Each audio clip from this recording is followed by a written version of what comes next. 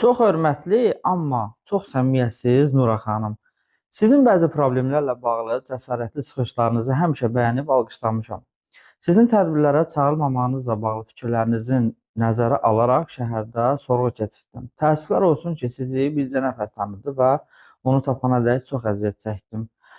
Buradan özünüzə nəticə çıxardıb, üzərinizdə işləyib, yaxşı müğənni kimi özünüzü təsdiq etmək əvəzinə Facebookda status yazmısınız ki, heç bir dəftərdə adı olmayan sorğu aparıb falan. Nəzərinizə çatdırım ki, Sorğu TV qısa zamanda yaransa da adı hansısa dəftərdə olan Nura Sörünün sosial şəbəkə hesablarından daha çox izləyicisi var. Eləcə də sizdən daha çox xalqa faydalı olub, xidmət göstərib. YouTube kanalında Sorğu TV-nin 20 mindən çox izləyicisi var. Amma sizin YouTube kanalınızda 20 ilə güclə 7 min olub.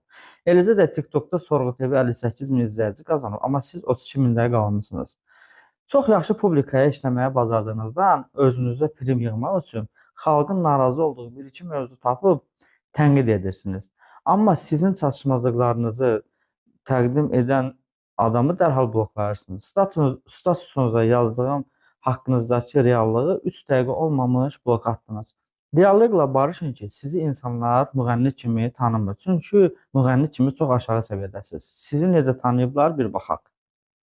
Yəni əgər o gedib qıraqda nəsə eləyib evinə gəlibsə, mən onu xəyanət kimi görmürəm. Yəni bu kişinin fizioloji olaraq tələbatı falan qadından biraz fərqli olduğuna görə və mən özüm 3 oğul anası olduğuma görə mən kişi psixologiyasını artıq anlamışam. O səni sevməməkdən irəli gəlmir. Mənə görə. Çünki yəni elə bir kişi yoxdur ki, qadınına bir dəfə də olsa nəsə gedib kənarda bir şey eləməz. Ya da açıq-saçıq geyimlərinizlə, baxımlı bədəninizlə gündəmdə qalmağı bacarmısınız. Sizə bir məsləhət verim.